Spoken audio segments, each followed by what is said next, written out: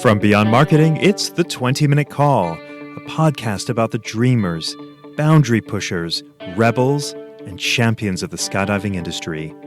Each episode is a narrative journey highlighted by the highs, lows, and luck that the skydiving industry delivers, as told by the most influential people within the sport.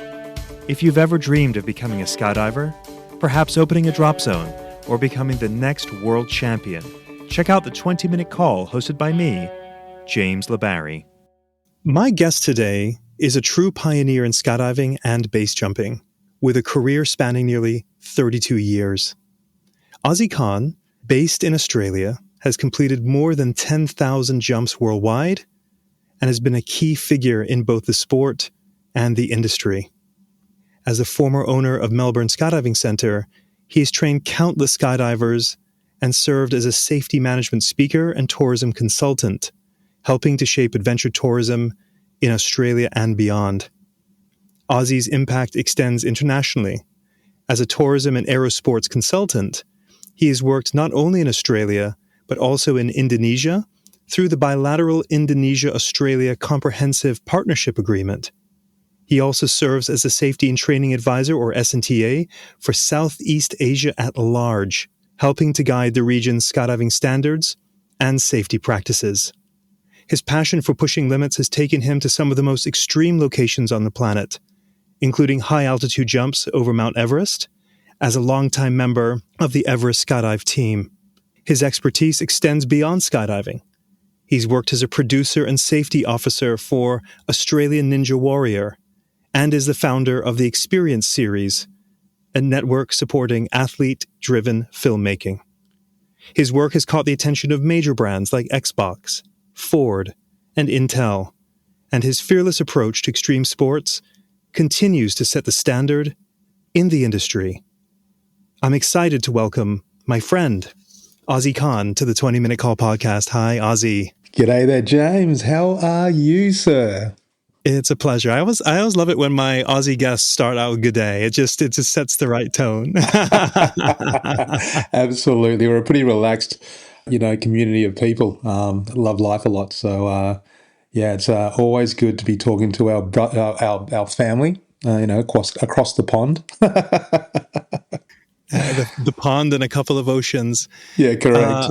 Ossie, I want to frame our relationship together for our audience. I was visiting Australia, I don't know, might be now 10, 12 years, one of my trips over there for the Australian Parachute Federation AGM or symposium, and we were introduced by a giant of a man in our sport, by Tom Noonan. That's right. One of my longtime friends. Superhuman. And Tom said to me, you got to meet this guy, Ossie Khan. And the reason being is he's just larger than life. And when I met you, it was all of that. Your presence is very positive. You exude optimism. The energy, the vibe is good. When you walk into a room, you have always a big smile and this vibe. If anything were to trouble you, I probably wouldn't know. So I want to start out with a question. Why are you the way that you are? Where does this positivity or this optimism originate from? That's a huge question, but one that I'm obviously happy to answer. I mean, firstly, I just want to say, our mutual friend Tom Noonan, may he rest in peace. He was an amazing man. He definitely inspired me, and maybe later we can talk about how I met him. But I just need to give some respect there. That Tom Noonan was a very good friend of mine and mentor. All right, so. Okay, positivity. I think it's really about, when you find your passion, something that you love so much, it drives you without actually having to think about it, right? I've always been, larger than life and, trying to be of, service to people and learn as much as I can. But one day, this thing called skydiving, one day I did my first jump and I was absolutely mesmerized. I was like in a trance. I literally was like, I was in a trance for 10 years, I think it was, or 10 or maybe 15 years, where I ended up at the World Skydiving Championships in Spain in 2001. And I remember arriving back at my desk, and I came out of this trance that had captivated me for 10 to 12 to whatever years it was, and I was like, my God, where did the last 12 years go? So I think the drive comes from finding something that gives you so much purpose and meaning just without, subconsciously. That's where it's come from. And the fact that I absolutely want to share this amazing experience that I've had with people, right? Because when I, even today, an example is, I work right now as a chief instructor. There was this lady who had a stroke about 12 months ago, and she had a couple of other things that were going on as well that I had to talk to her physio about because she was an elderly lady. And, I'm like, most chief instructors would go, too much risk, but, we're in this sport, and my purpose and my belief is all about inclusion. And there's this lady who was just hassling me and ringing me and texting me and just pushing me to work out how could I feel comfortable about taking her for a skydive. And sort of 3 or 4 or 5 months went by, and it was obviously she was very serious. And then when we gave her this gift of skydiving, and she realized what she could possibly do, the way you've described me is exactly how I describe her. How's that? Love it. What was the job you were doing before you found your passion? What were you actually doing? Well, I was working for a IT company, actually, selling VMware virtual software storage, software server solutions. So I was working for an IBM business partner, selling hardware, and then this virtual server layer on, over the top, which could allocate resources depending on what the business needs. Doesn't sound like you at all. It was fun. Actually, talking about this, if I hadn't found skydiving and doing what I'm doing, because you and I, love talking about company culture, I'd probably still working at that company today because that's where I learned a lot about business, etc. And their values and my values and your values are definitely the same. Another story. Anyway. Yeah, and I love that you mentioned values. It's such a big aspect for us in our company here. We're going to come back to that. I want to take us further back, and we're going to work our way up into your introduction of skydiving. But one thing I've been very curious about is I've only ever known you as Ossie from Melbourne, Australia. But I have learned in following you on social that you have a connection, family connections directly in Jamaica, which is my part of the world originally. And so I'm been really curious to know your family story of what is this Jamaica connection and Australia, and just tell me a little bit about your family, if you don't mind.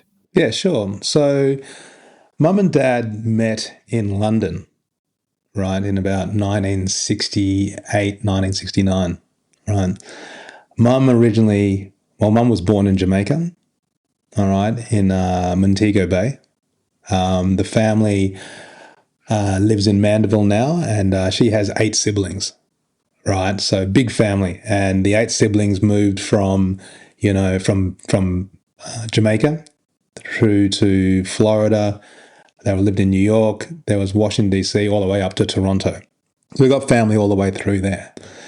But Mum was actually studying nursing, and she was in England, in London. That's where she was studying, and that's where she met Dad, who was doing a master's in applied physics or whatever, who later came to Australia due to a skills shortage in the country, right? So they were looking for skills workers to come and help build the country in 1969. They were both studying in London. Dad originally is from Azamgarh in India, which is northern India.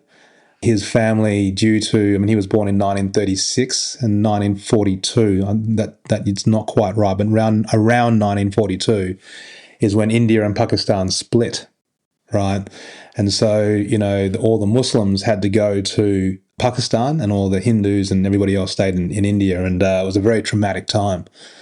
But throughout all of that, I mean, to tell you how much of a traumatic time it was, I mean, Dad was telling me a story, and this has only came out since he's got dementia, which is crazy, about the fact that, there was, a Sikh general when they were on a train that stopped the train, and then everybody had to go back because it was war torn all through that area, and people were dying and all that sort of thing. So I still can't imagine what he went through, but he built a life and a family, and we're all very loving and close and have very strong family values. So getting back to it, so Mum and Dad met in London. And then, skills shortage in Australia. It's actually crazy because the White Australia policy was still in effect until 1973. I was born in 1970. So you can sort of imagine the influence that has on people coming into the country, right? So anyway, skills shortage, lots of opportunity, good money, first class tickets to Australia. And Mum and Dad decide that Melbourne is where they want to be. They're going to build a life, and I have two beautiful sisters, two beautiful younger sisters. Sarah lives in Canada at the moment. My beautiful little sister. She's the youngest of the two, and then my sister Sophia lives here in Melbourne with Mum, sort of thing. So your mum is in Australia, not in Jamaica. Correct. That is correct. I have talked to her, being being retired. I mean, she's such an amazing stoic matriarch, and. She's got all her family over in Jamaica and Canada and the States, but, we've got Dad over here in care, and Melbourne's our home. And, I've talked to her about, don't you want to go and spend time more with your family? You're retired, etc. And she seems very happy here, life, family, friends, all that sort of stuff. So, but I do see a bit of sadness there, because obviously siblings and family is important to her. So if we just make sure she makes that trip every year, goes over there, hopefully next time she'll go for maybe 3 or 4 months and, reconnect. What kind of kid were you? Whew. Yeah, it's an interesting one. How people talk about, this is that person's second time being on Earth, third time, fourth. They're an old soul and all that sort of stuff. I feel like I'm a bit of an old soul, but I didn't sort of have that realization until maybe in my 30s and 40s, maybe. I don't know. As a young kid, I was really like bright-eyed. Oh my God, bright-eyed and bushy-tailed. Everything was just amazing. Everything was just new. Everything was, so amazing and awesome and wonderful and, just sparkly. Everything was sparkly. That's the sort of kid I was. Were you well behaved or? No, it's a mischief. Definitely a mischief maker. Definitely a mischief maker. Definitely like to poke bears. If you're a DZO or DZM listening to this podcast and you're not using Burble, I've got a question. Why not? If the reason is price, what's the cost of your time? Other booking and manifest softwares are a one-size-fits-all. Burble was built from the ground up by a DZO for DZOs to maximize efficiency. Now, isn't that nice?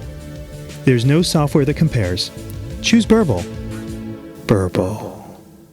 My observation of you, Ossie, is there is a little bit of a what I would say like a glint in your eye, like there's a little bit of mischief. I can see it, but it's very likable, Yeah. Is my perception. Were you a good student? That's a great question. No, I wasn't.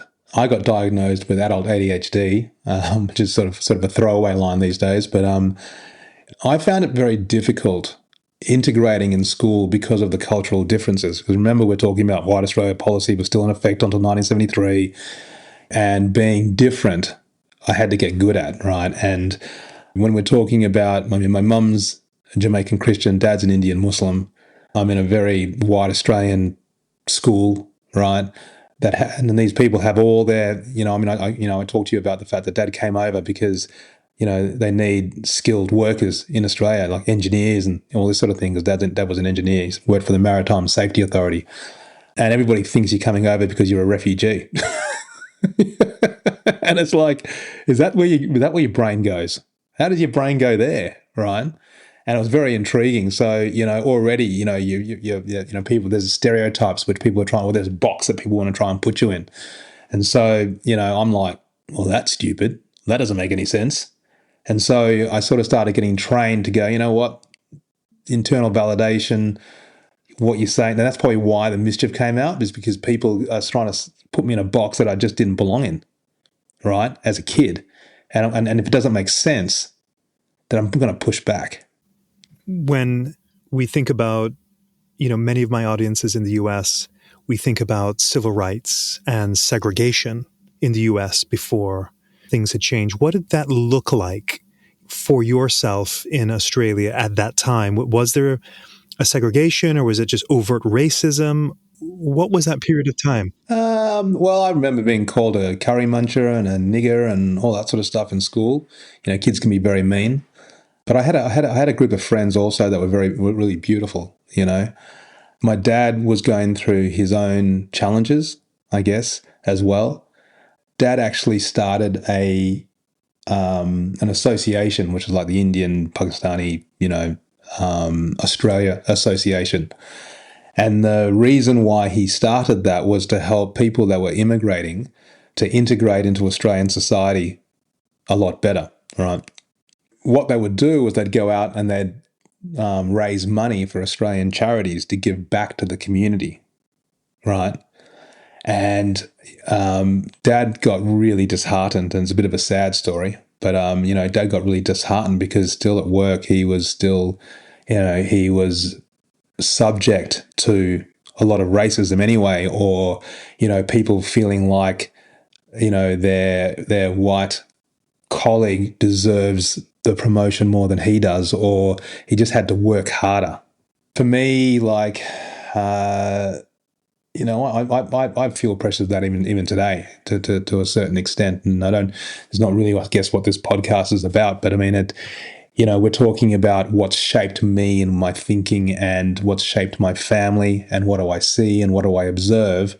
And one of the things that I'm absolutely 100% committed to is fighting the good fight for people and making sure that people that and I can tell you, stories about that where there's 3 different examples right now outside of skydiving where they're pretty major things that are going on that I believe, I'm here as a leader to help people navigate through major challenges.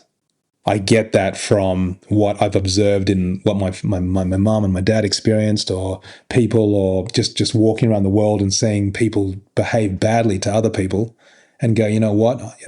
People like yourself and myself, James, are leaders. We will fight the good fight for those people that need to be fought for. Love it. Love it, Ossie. Tell me, what were your interests as a kid? What were you into? Were you into sport? So I was a 100, 200 meter runner. I started doing 400s because that seemed to be my sweet spot, where I could run a 46.8, as a high teenager sort of thing. Always been sports minded. I've got into water skiing. Rollerblading was a passion for a while. Highboard diving. I love gymnastics. Gymnastics is always good. I mean, obviously, being from the West Indies, as you and I both are, we love to dance. And we love music. I mean, how can you not have music in your life?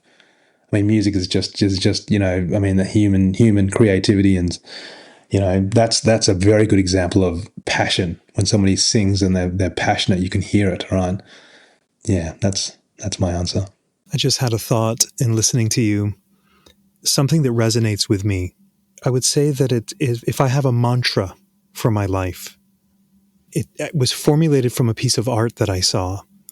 And the art said, it was actually just text, but in sort of an artistic form on this picture. And it said, inspire, and then an arrow pointing down to the words, be inspired. And then an arrow on the other side from be inspired back to inspire. And that's the kinship I feel with you, Ossie, is, you are fighting the good fight. You want to champion those that need to be championed. And in my purview on inspire, I wish to be, that's how I express it. I wish to inspire. I wish to be inspired. I put that in the context of life. You mentioned earlier by saying, I think I've lived maybe 2 or 3 lives. I don't know that I've ever felt that, but I have this awareness of time. It's fleeting. I'm 47. Ossie, I was 25 a few days ago. I swear it. And so when I think about what is this life about? Well, I don't want to consume and die. I recognize that I cannot change the world, but I wish to be a positive force for those that are in my world. And that is the energy I feel from you and why I feel like, man, I don't know Ossie well, but I want to know Ossie well because there's this feeling of we want to do things with excellence and we want to care for others. 100%. Yeah. Yeah. It's so nice to hear. It's funny that you talk about causing inspiration, but also, looking for inspiration and being inspired by others. And I think that's really the key. A lot of people, we hear you and I speaking the good word. We're here on a podcast talking the talk, and it's really about sharing the inspirations of what we've noticed other people doing as well, and what we've learnt, and then sharing that and almost passing the torch. It was funny. I mean, I only just started, I told you before this podcast that I just started, doing, Muay Thai, and I've been my one of the things that is so important to me is health and wellness, and make sure that I'm training. I'm doing CrossFit and gymnastics and Olympic lifting and all this sort of stuff. And I thought, you know what, I need to be a student again.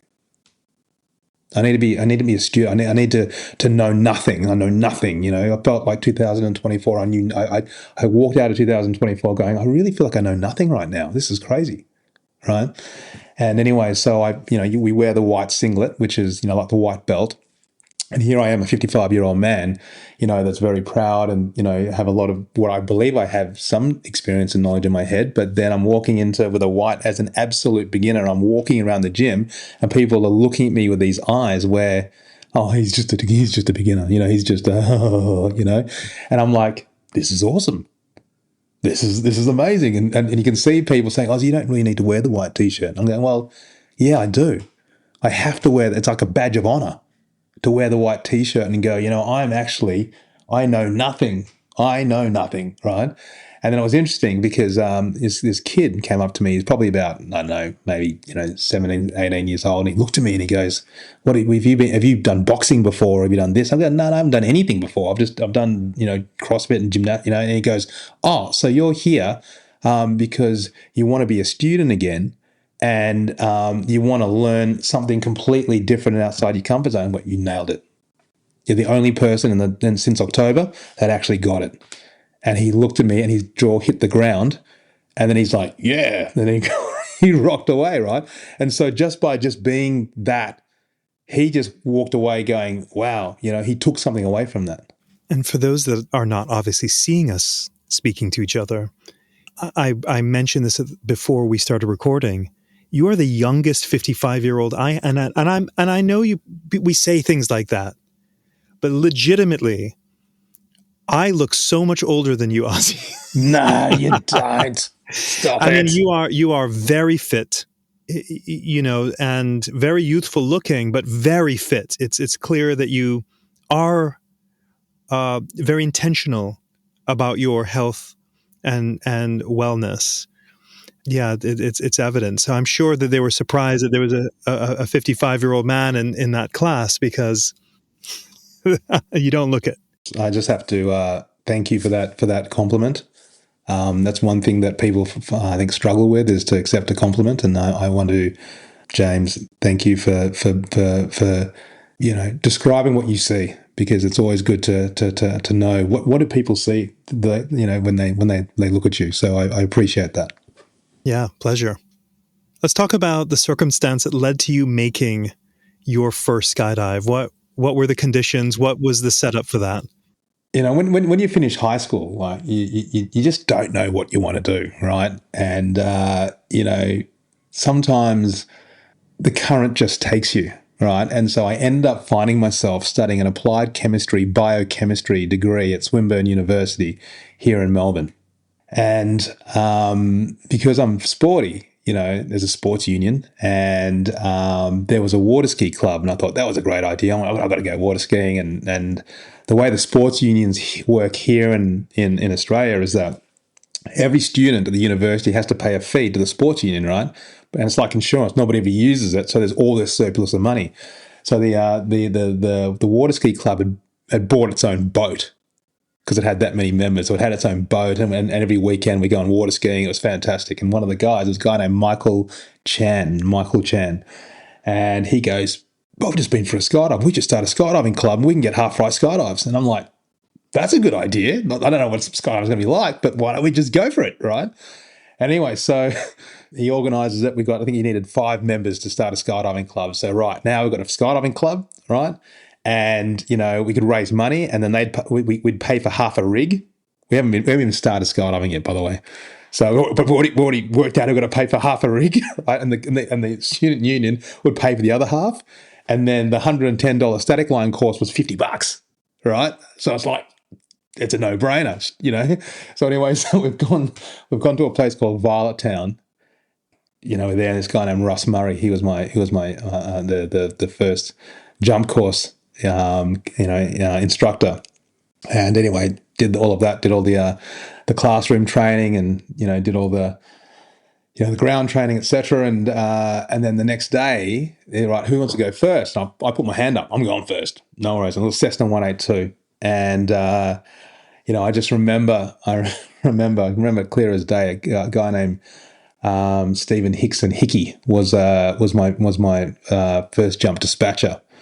And anyway, so I'm sitting in the plane, hanging out, blah blah blah, and then he's like smiling at me, and he's opened the door, and he's like, "Get out and go," and I'm like, "Okay," and I climbed out on the wing, and I'm hanging onto the wing strut, and I'm looking at it, and like sort of grinning. And am I having fun right now? I'm not sure if I'm having fun right now. Am I having fun right now? Yeah, maybe I'm having fun now. Anyway, so, and he goes, "Go," and I remember letting go of the plane, and then all of a sudden, the parachute opens.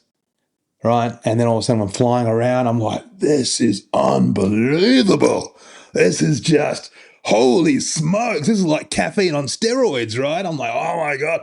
I'm coming in and landed.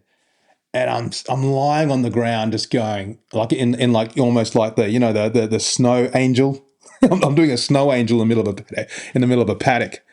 And I'm there and I remember, that's right. I was under canopy singing, "Start spreading the news. I'm living today." Like I literally was singing under the canopy. I was crazy. And I come down. I'm doing a snow angel now on the ground, and people are running up. "Are you okay, mate? Are you okay?" Fucking fantastic. That's how I started skydiving. What was great about that? What's that? Ossie, is as you were telling it, you were there. Yeah, for sure. You were right there. You just relived that first jump. On the 28th of November, 1993. Yeah, like yesterday. You just recall that like yesterday. You're as animated as ever. So what happened then? You obviously know that you need to do more of that. So what was your progression?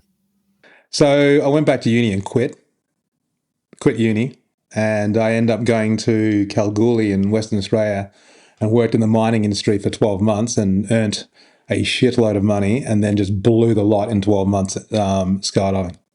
And then everything from there, I had to just, everything in my life that didn't teach me something about skydiving, like whether it be conversations I was having off the drop zone or conversations on the drop zone or whatever, I had to cancel and delete. I had to just, like, everybody, everything had to go. And then 10 years went down where I was literally put in a cannon and fired on a trajectory, right, that was of learning and being a sponge and just trying to understand every aspect of this sport. Who were some key mentors for you in helping with your progression?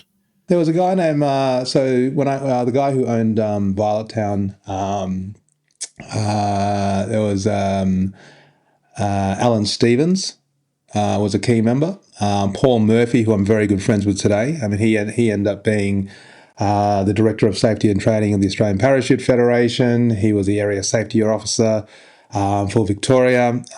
He was a Director of Safety as well. He's been a huge influence in my life. So I remember, when free flying first started coming in, that was really what I was very, very passionate about.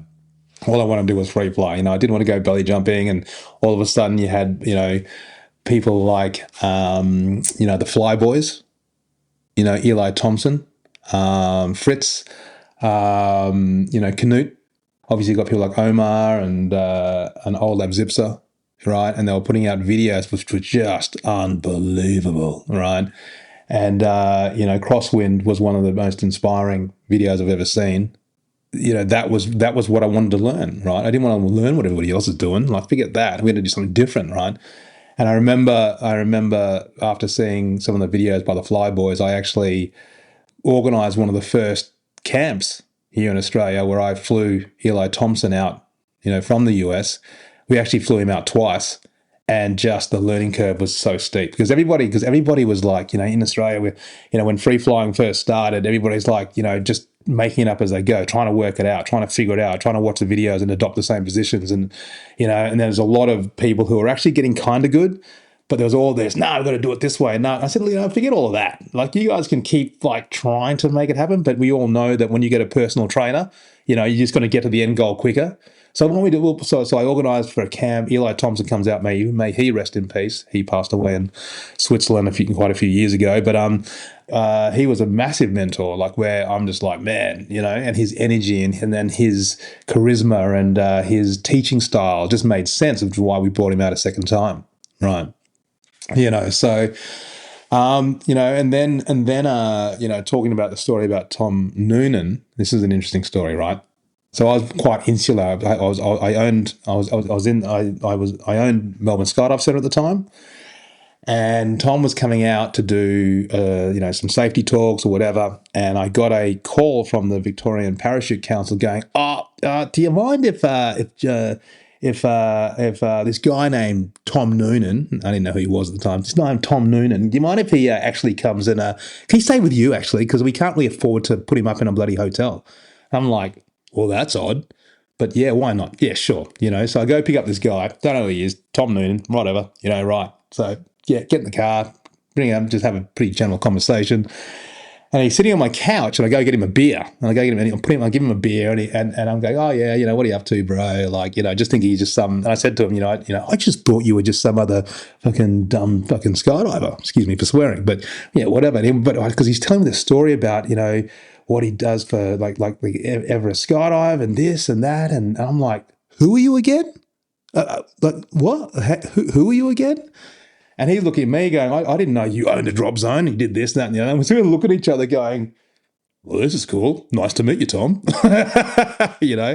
And we ended up becoming really good friends because we didn't know who each other was, and we were just treating each other like mates, right? And so that's how, and then 2014, that's how he goes, mate, you need to come to Everest. You need to be part of this team. You need to blah, blah, blah. And it was funny because at the time, because I was thinking about, because I actually said to him, because I was thinking about, what, the coolest thing that we could do to try and grow the sport, by inspiring people, to promote participation, to develop the sport, because we're doing cool stuff that we don't just do at the drop zone, would be an Everest Skydive, right? Now, I don't know if I think I mentioned that first. And I was like, funny you say that, right? Says Tom, right? And I'm not sure what happened, but somehow through my business dealings, I'd raised $140,000 for one of the first 360 camera companies, right, to promote the fact that we were going to go and do this thing at Skydive. We put a whole proposal together, whatever. We raised $140,000, right? And I end up traveling with my team. This was with Experience Series at the time, to New York, and I'm meeting up with Morgan Spurlock, because I'd hired a salesperson in Los Angeles, right? So I was paying him full time to work for me and stuff, and he linked me up with Susan Sarandon and bloody Morgan Spurlock, who just had a chance through a lady by the name of, thank you very much, Angela Bernard Thomas. Big shout out to you in Hawaii. But who'd found, so you got Susan Sarandon, you got Morgan Spurlock, and they'd produced a documentary called The Butterfly House, which was about this lady in Nepal named Pushpa Basnet, look it up, Nobel Peace Prize winner, who was saving children that were living in Nepali jails, right, in Nepal.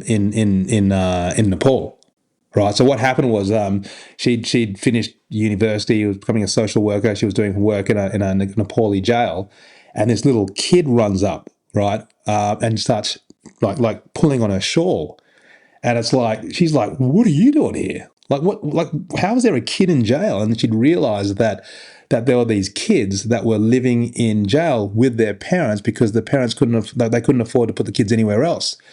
So she's going, well, I'm not having this. And then she's going, right, I'm going to start this thing called the Butterfly House. And so she's grabbing all these kids from jail and orphans and all that sort of stuff. And I think it was like 2016 or something like that, or 2000. Oh no, it might have been 2014 when her first kid went to a university in the US and is prospering. And so, when we were doing the stuff, with in 2014, when Tom, thank you, Tom, invited me to come and be part of the project, my idea was to figure out what were the psychological and physical attributes that somebody needs to be able to do a wingsuit flight out over Mount Everest. And then once we figured that out, then 2015 we'd go back, I'd select the team and we'd go and do this massive, amazing PR stunt, bring awareness to Pushpa's campaign and blah, blah, blah, right? And so the 360 camera company were all about it, and they gave us the 140 US. But then the problem was that 2015, the earthquakes hit, and we had to cancel the whole bloody thing. So it didn't eventuate. So, but definitely one of the most amazing experiences of my life, and it opened up so many doors, and it just changed my thinking, and it just I told you about how. When I first started skydiving, I was looking only inside skydiving to learn. Then at that point, it's like I had to look outside again, talk to all these amazing people in other industries about how we can do this better. How can we grow stuff? How can we share the experiences? How do we, can we collaborate with? And it all comes back to, human potential, human spirit, collaboration, communities, all of that sort of stuff. And so that part of my drive and everything was born, truly born. If you're a fan of the 20-Minute Call, I'd like to invite you to be a member of a budding community with me on Patreon. By becoming a patron of the show, you can join me behind the scenes to discuss options for future guests and gain access to some show swag. It's pretty sweet. Details on how to become a patron can be found in the show notes. Okay, back to the show. Let's lean in a little bit more with the experience in Nepal. You said it changed your thinking. Explain that. It's really a good question. I think it's about the fact that through our sport, we're part of a larger community. It's about the fact that it was through the sport that I met an amazing lady like Pushpa Basnet. It's through the sport that I was sitting in Morgan Spurlock's office. It's because of the sport that I'm talking to you right now. It's because of the sport that I'm working with the Indonesian, deputy ambassador and the ambassador on a bilateral between countries agreement, facilitated by our prime minister and the Indonesian president. And working as almost an ambassador myself, not only for skydiving, but for bringing communities closer together, right? So the way that it changes my thinking is that I don't just operate in the sport of skydiving, right? I operate as an ambassador to Australia, an ambassador to skydiving. I'm a person that I'm using this thing that you and I and everybody that's in skydiving takes for granted, right? And share it with people and give them a moment of what you and I feel and what you and I are passionate about, and then celebrate the spirit that drives them to do what they're passionate about. You know what I mean? So yeah, sure, skydiving's my opinion, yeah, it's awesome and that sort of stuff. But there are people doing some other cool stuff that in their life is their skydiving. And so celebrating that and experiencing that and also learning from that and learning their methodology and how they think and how to do things better. I mean, we always talk about, different industries learning from each other. It's the same philosophy as that. Love that. Ossie, when I think about skydiving and Mount Everest, I have no concept other than you are very high and it's very cold and you're, oxygen deprived. If you were to explain to my mum who's listening, what does my mum need to know and what are you concerned about for her to do this without dying? What give me some insights, because we just go, oh, skydiving, Mount Everest, amazing, but we have no idea of the struggle, no idea of the fear, the pain, all the things, no idea. I mean, you can't possibly know until you've been there and done that. But can you give me the highlights of what makes this so special and what is the things that make this so inherently dangerous? Okay. So what makes skydiving at Mount Everest so special? One of the things that, when I founded Experience Series, one of the things that I'd realized is that if you take something as good as skydiving, some absolutely beautiful landscapes, culture, cinematography, what can you create? Right? And it really is about that question. What makes it so special? And, it is also about going on the adventure, on actually the experience itself. I mean, when you arrive at Lukla, right, you really get an idea of how majestic that landscape is. So when you land at Lukla, you land on a very short runway in a Cessna Caravan or whatever it is that you're landing in, and you realize, firstly, the runway is uphill. Secondly, you can't do a go around because there's a big mountain in the way, so you have to commit to your landing or die. And as you land, as the plane touches down, you look to your left, and there's a Pilatus Porter, which obviously smashed into the ground and was destroyed. So you're going, damn, this is getting real. And then you're landing at 10 to 11,000 feet or whatever Lukla is. So obviously you're already starting at a position of being oxygen deprived, right? And now the whole thing with I struggle. I'm going to be very vulnerable here, and I'm going to tell you that I struggled, right? Like I might be fit and I might be healthy, but it's not about being fit and healthy. It's about your, the membranes of your, the cells and the oxygen being able to, to be absorbed by your cells and be able to use that energetically, right? So you can be as fit as, but unless you've actually spent time at altitude, right, and acclimatize well, you're on a bit of a journey, right?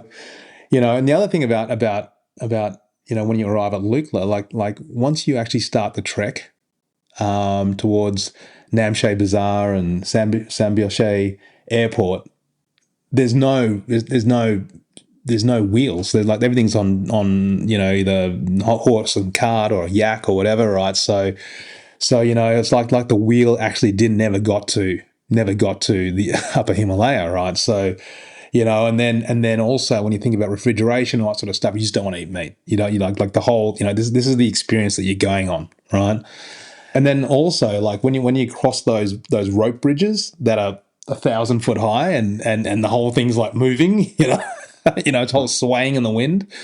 This is the experience that it's on. So we've talked about, we haven't even got to the skydive yet. In any experience, in any journey, the skydive is only one small part of it. It's actually the journey to get there, right? And the challenges, and literally, there were people that didn't train at all that were doing better on the hill than I was. because of this ability for their bodies just genetically being able to absorb. And I'm embarrassed because I am supposed to be this really fit guy, right? And, and I'm like at the back of the pack. I want to go back there again and I want to experience it again because I want to spend maybe a week or 2 weeks, whatever, acclimatizing at Namche Bazaar and then looking at it through different eyes, right? But still, it was an amazing experience, right? Get to Namche Bazaar and, just meeting, just hanging out with the Sherpas and just really starting to get ready for, okay, we're going to start doing our first test jumps, to B3 helicopter, etc. And, so really it's about making sure that everything pre-training wise to keep yourself safe so that you are switched on, you are prepared, well slept, well fed, oxygenated, acclimatized. These are the things that you need to really be aware of. Remember, we were talking about the physiological and the psychological attributes that you need to be able to do this well, right? So we're going through that now. But then it's also about like, we talk about, whether it be in Australia, display jumping, or we talk about, getting your display pro rating in the States, and you're talking about having a very strong mental demeanor that if you don't mind me saying shit goes wrong, that you're going to be able to deal with it. And for me, when I did a wingsuit flight, the first wingsuit flight there, shit went wrong, right? Preparation, and then shit goes wrong, and you got to be able to deal with it, right? So you can do as much as you possibly can through all the beautiful doctrine that we have. That the United States Parachute Association, thank you very much, and the Australian Parachute Federation, thank you very much. Give us and guide us to try and prepare ourselves for all the things that you need. Through documentation and making sure that these things are in place, operational appointments, qualifications of pilots, qualifications of people parachuting, type of equipment, all this sort of thing. I mean, we were flying, 190 square foot, pilots that were performing like a 90 velocity.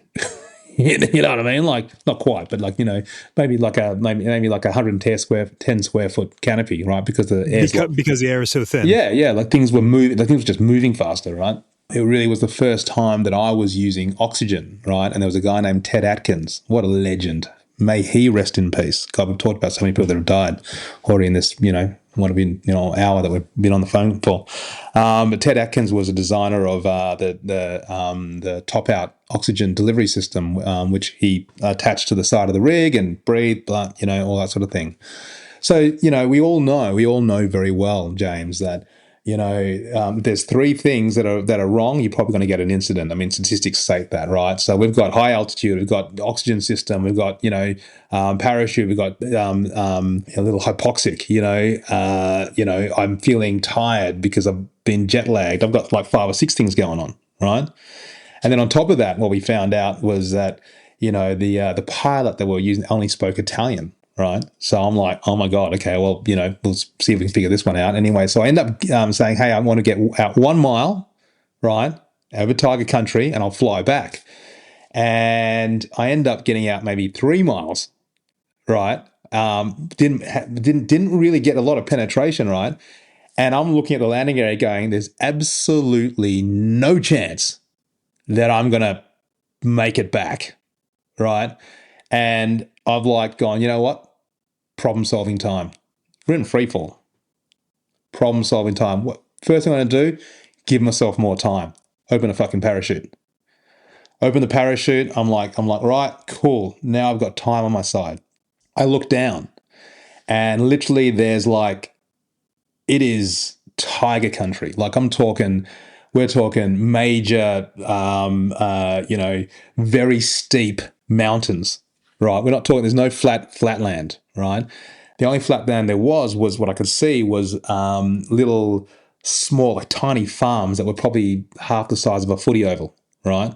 With rocks around, rock perimeter, right? And then it goes directly down to almost 90 degrees down to the next, 180, down straight to the next little farm, right? So I'm like, okay, game face on. Right. And it's funny because I guess with all the training that we've had, there's a part of your brain that just turns off, and you go into make it happen mode.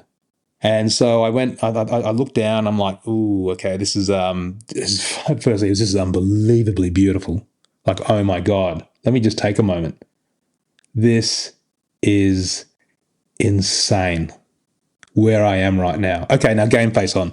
And then I remember I picked 3, and that sort of gives you a bit of confidence about my demeanor psychologically, right, when it comes to situations like that, which I'm very surprised about, and I'm learning about that myself every day. Anyway, so I'm looking down, and I've found 3 different little farms with these rock things around it, right? And I go, if I'm going to really take my time and set up, downwind, crosswind, final. And if I miss the first one, and I feel like as I get onto my base or my crosswind leg, if I feel like I'm going to miss it, then I just won't even go. I'll go for the second one. But I set myself up so I was upwind the whole time and all good and blah blah blah. I remember we're up, with different wind conditions because you've got different valleys and mountains, whatever. But yeah, anyway. So I went for the first one. I went, you know what? I'm going to commit, and I just missed the edge of the landing area by a little bit. And I landed on a 45-degree angle cliff sort of thing, and I grabbed onto the grass, and I'm like, holy smokes, I'm alive. And I'm like, and I got up and had a bit of a dance, and nothing's broken, but we're all good. And I'm like, wow, that was, when shit goes down, you got to just make sure everything's, and it's your experience. It's your experience, that gets you through. It's your experience and your demeanor, and it's making sure that this whole thing about ego and ambition versus ability, and all of those things are the things that run through your mind as you're approaching the actual jump. And then it's about self-validation, and then it's about going, no matter the outcome, I'm responsible. I'm the one that the buck stops with me. And that actually started a sort of a keynote speech that I started doing, which was called Alone and Responsible. All right, and in being alone and responsible within a team, that that is my part of my responsibility, is to get out of that helicopter, do what I need to do, and land safely, and nobody else is at fault, because I have all the information. I've been part of all the decision making, and ultimately I don't have to get out of that helicopter. And even though the outcome didn't land back to the landing area, whatever, I see that as an absolute win, because I learned so much if I was going to do it again. And plus, it really, if they didn't have the earthquakes in 2015, then I can use that experience to explain to the team that I do bring on, this was my experience, this is what we need to do next time. Whoa, what a great story. I was on the edge listening. I was visualizing you locking down on that landing area. Very cool. It's funny, like just to add, the helicopter came back, and the helicopter only could put one skid down where I was. So they had to keep shit flying, right? And I remember Tom looking at me, because Tom looked down, looked at me, and he was just like, oh my God. He was just like, I love you right now. Thanks for not being dead. Yeah, pretty much. Wow, what a story. What excites you? What are you dreaming about these days? Doing more of the same, really. I mean, actually, not. Well, when I say more of the same, I mean I spent 4 years, working with, Indonesia with the Skydive Bali project, all that sort of stuff. What excites me more now is these sort of projects that I'm talking about, where, I mean, after this meeting, I've got a meeting with a founder of an advertising business. We're going to start talking more brand marketing stuff, getting the message out that you and I, want to get out there in the world, promoting the sport, developing the sport. They're my 2 key things, and do it the way that you and I do it. I mean, you do it through, beyond marketing.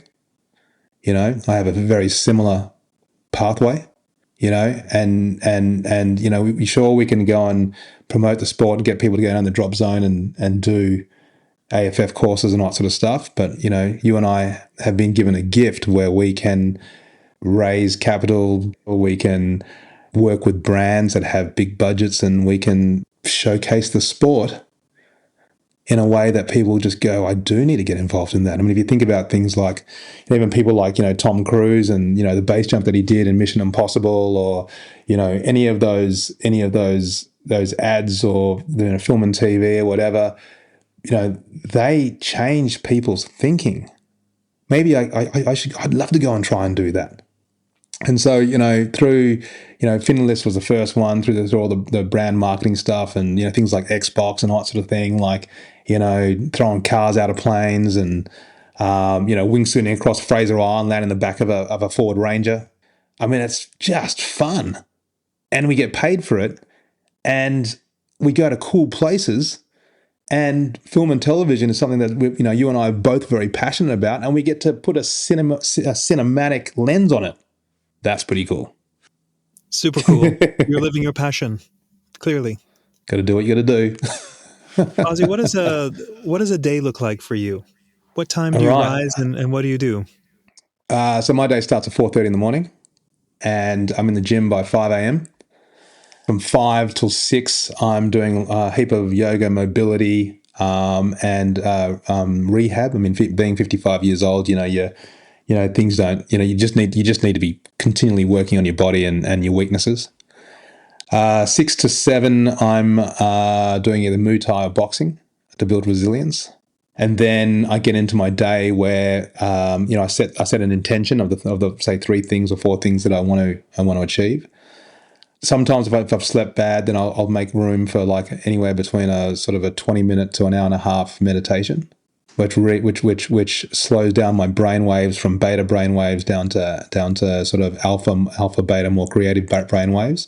I can think better, and the things that are causing me a lot of stress, I can remove that chemically induced, external environmentally induced, anxiety brainwaves down to more creative brainwaves.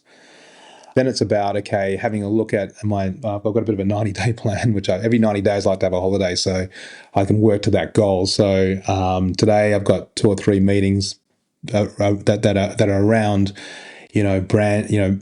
branding, marketing, sports development, things in that area.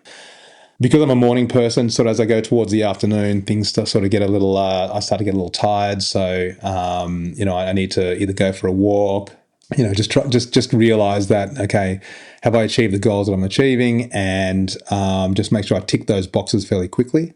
Sometimes that means that I need to change the way I think about it, because I remember even a few days ago, I thought there was like 20 steps to get to an end result, and I realized I could get there in 1 by just a single email. And then so maybe I have to really keep rethinking the way that I approach things, because maybe there's a quicker way.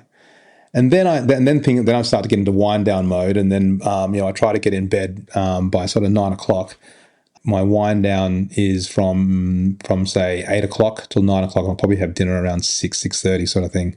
So right now I'm pretty super focused. I haven't talked to you anything about family or anything like that right now, because I'm in a situation where I know I can taste it. I can taste getting my business in this media and marketing space. I can taste it. I know exactly how to get it where it needs to be, and then I can start putting energy back into the other things. So because the media and marketing business has been where people have come to me to work. So it's still a fun hobby that I make a bit of money out of. Now it's about to turn into something that is a profitable, sustainable business, and I'm onboarding a team right now, working with people that are interested in even funding me. I've got people wanting to put money into stuff. It's great that you want to put money into this, but it doesn't work because you haven't finalized the strategy. So keep your bloody money, and let's and we'll talk about it once we've actually got a good plan and we can guarantee a result. Does that answer the question? That's quite a day. Have you always been that disciplined? 4:30 in the morning? No, this sort of started happening in October. You're not going to believe this, but I was actually diagnosed with PTSD last year due to certain external circumstances, and so I will never be beaten. And it was 2024 was one of 2 times in my life that it was probably the most challenging that I've ever been through. And the amount of support that I've received from psychology to personal training to just my own research and all this sort of stuff has just like shot me out of a cannon into this new present reality of who I am. You know, it's been insane. Sorry, I was going to ask you because I only see Aussie one way, which is extremely optimistic and positive. I was going to ask you, do you get down? Incredibly. You know, I mean, I have a diagnosed, mental health issue. I've been living in an environment, I won't say much more than that, but I've been living in an environment where, you know, people have tried to crush me with self-doubt, right? Or doubt who I am and what I do and why I do it, right?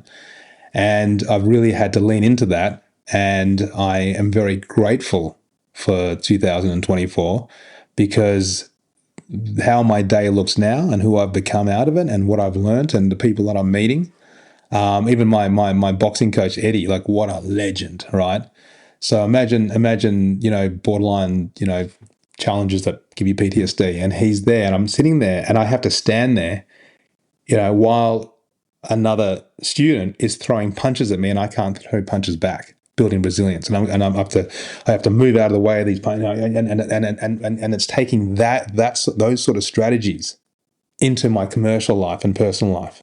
Like it is so valuable. I cannot tell you, like me, I've never done fighting or anything like that. I'm not interested in fighting, but you know, being hit, in the torso or, you know, your guards down, getting hit in the head, right? For me, it builds resilience in the commercial and the workplace because you have a lot of not nice people in the workplace. You have people that want to see you fail. But when I go to train at 6 a.m, I'm dealing with people who, you know, we're such a supportive community, and we're in a thing where you know, self-control is a thing. You have to learn self-control. You don't want to, if you're going to punch somebody, you don't want to hurt them, but you want to let them know that you know what I mean. And then when you get hit, right, it builds resilience and mental strength and all this sort of thing. I hope that answers your question. It does. It's interesting. I have a friend who is in skydiving, but came from very tough beginnings. And because of those tough beginnings and really challenging circumstances, has had to dig his way out and is now thriving. Amazing. But then there's this thing where he has kids, but the kids have never had to struggle like him. And of course, what he wants for these children is to never have to struggle the way he did. Ooh, okay. But the observation is now they lack resilience, the fighting spirit.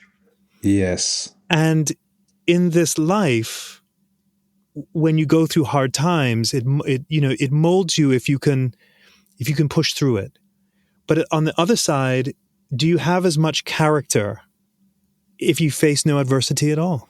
It's a great question. And I hate to say my answer is, you know, it's hard to have, unless you face adversity, you know, and things are just easy, then all of a sudden there's a level of expectation. And then the other thing as well is that if adversity arrives and you're not prepared, ouch. You know, ouch. This podcast is sponsored by Beyond Marketing, the digital marketing agency for the skydiving industry. Now, I'm not a fan of lots of ads during a podcast. I mean, who likes ads? So I'll stop talking about how marvelously wonderful Beyond Marketing is. But if you're curious about what the amazing people of Beyond Marketing do to help drop zones and manufacturers thrive, then you should check out their website at dropzone.marketing. That's dropzone.marketing. Tell me, Aussie, how are you able to have the self-awareness to be able to step out of yourself and sort of look down upon you going, I need to make these changes to find myself again? I think it's really about coming from a place of being of service to the human race. I mean, to be honest with you, I mean, and to be of service to the community, but even just local community. Like, my neighbor next door. I mean, she's in her 90s, and she's amazing. She's from Lithuania. I think she's from, and she was telling me about. When she was 13, 14 years old, the Nazis were scratching the swastika into her fence, right? And her dad went up because he was upset about what was going on and walked into an SS office, the office of the SS, who end up being some of the most militant and horribly, just horrible, horrible, destructive organization. So what was the question again? Sorry. How were you able to be able to have the self-awareness to look at yourself and be so, able to say, I need to make these changes? Because I don't know everything as well, right? So I'm learning from all these people. I'm learning about, why are you such an amazing artist? She's an artist, right? Amazing award-winning artist, right? I look at people that I see that are amazing, and I ask myself how are these people doing such amazing things? I mean, James, how are you doing such amazing things with the things that you talk about and your experiences? Because I've listened to your podcast too, and you inspire me, James, right?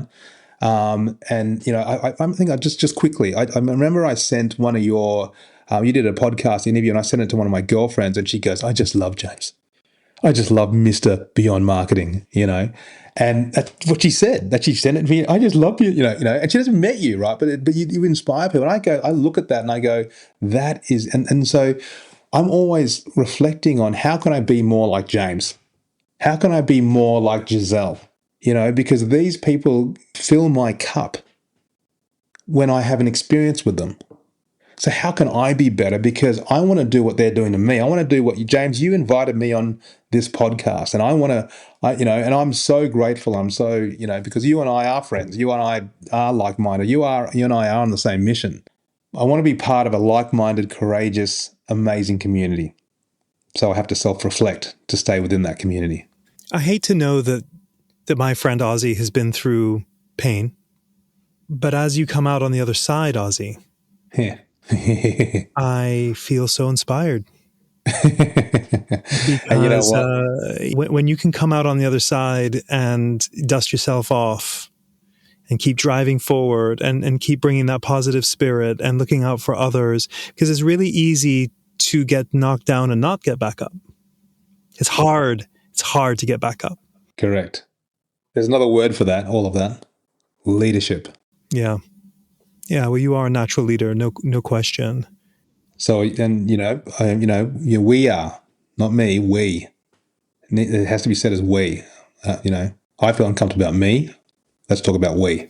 Yeah, you're right. Something you said earlier, and it's hard for me, is to receive a compliment. My inclination is to buffet that. I don't believe I don't believe the hype. If, I am just trying to do what feels natural and being true to that, and recognizing too that I will be 95 in a few minutes from now. What did I do with that time? Correct. Tell me something, Ossie. Tell me about a crossroads moment in your life.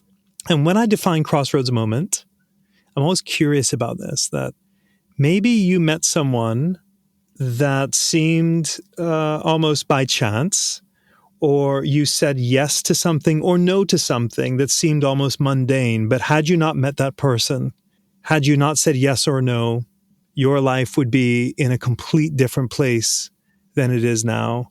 Okay. The gentleman's name is the gentleman's name is John C.H. Perry, right?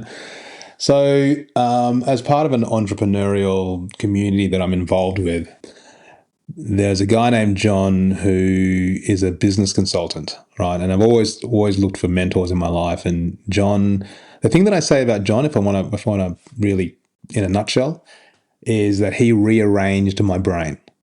He rearranged my brain in that he explained to me about self-validation, the value of my IP, my own IP, when you think about being an employee of a company, everybody listening to this podcast has amazing IP, right? When we work for a company, that IP is commercialized by that company. And majority of the time, the person who came up with that IP there's no recognition. It's, oh, yeah, pat him on the head. Yeah, it's really good, right? And then that breeds, just, excellence being day to day and not celebrated, right? And then all of a sudden your excellence becomes pigeonholed, and people have put their own, slap on it as well, and it's like, oh yeah, whatever. But then when you become an entrepreneur, a business owner, buck stops with you, alone and responsible, right? Then you start to realize your own value of what you can offer. And then you start talking about, and this is an important one, and this is important for everybody listening, and that is that there's a big difference between between intrinsic rewards and extrinsic rewards. And really understanding what rewards drive you is extremely important. And being able to create boundaries and a framework that you want to operate in. So, everybody gets excited. I want to work with Ossie, blah, blah, blah, blah. I want to work with James, blah, blah, blah, blah. And it's like, but they, sometimes they just want you to work for free and just try and leverage as much information that you can. Or maybe, they want to arrive at, let's do all this work together, and then we're going to have 50% of the business, right? And still 50% of zero is still zero, right?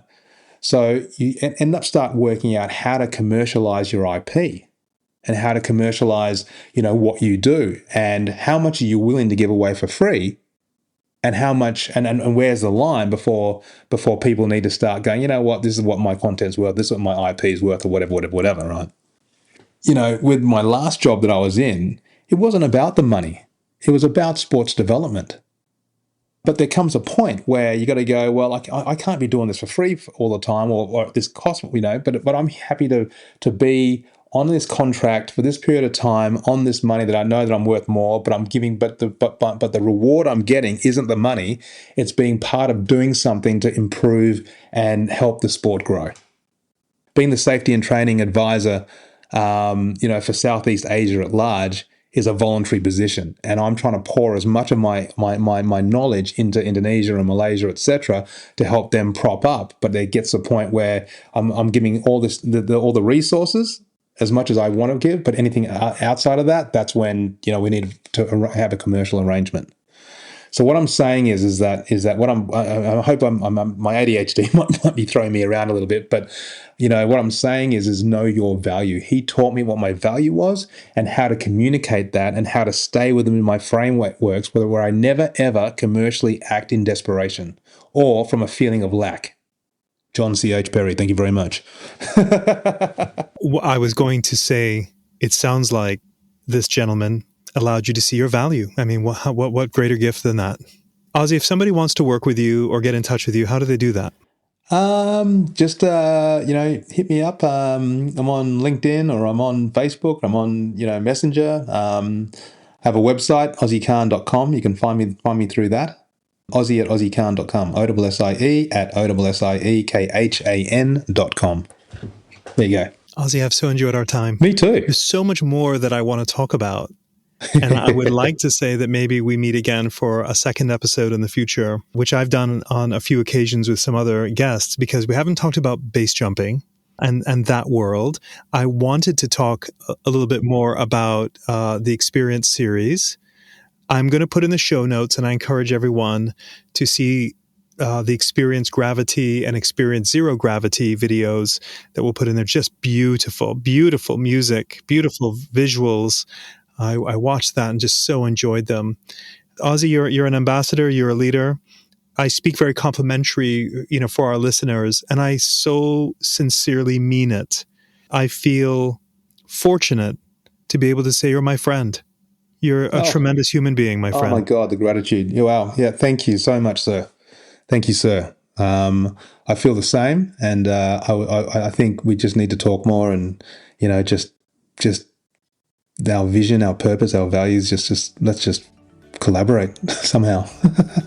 We need to figure that out. We need to figure that out. Absolutely. I'll happily move to Australia for us to figure that out. I love Melbourne, Australia. Ossie, it's been a pleasure. Thank you. Oh, absolutely, James. Again, thank you so much for getting me involved and just being a friend. Cheers. Cheers, bro. Bye.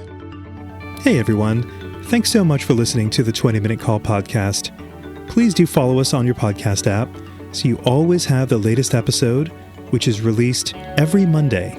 If you want to contact the team, our email address is podcast@beyondmarketing.xyz. This episode was edited and engineered by Garnet Znydrick of the YouTube channel Blue Skies Fun Days.